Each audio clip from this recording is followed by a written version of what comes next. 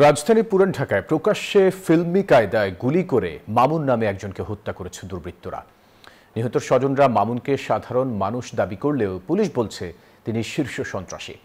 পুলিশের অপরাধ রেকর্ড বলছে মামুন চিত্রনায়ক সোহেল চৌধুরী হত্যা মামলার যাবজ্জীবন সাজাভুক্ত আসামি।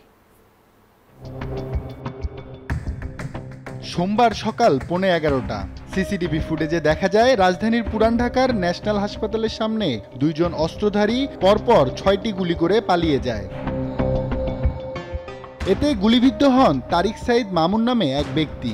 উদ্ধার করে এক্সট্রিম মশার কয়েল প্ল্যান্ট ফাইবার দিয়ে তৈরি, তাই সহজে ভাঙে না, সুগন্ধিযুক্ত ও নিরবিচ্ছিন্নভাবে জ্বলে। ডেঙ্গু, চিকুনগুনিয়া বাহি সহ যে কোনো মশার বিরুদ্ধে দেয় এক্সট্রিম সুরক্ষা।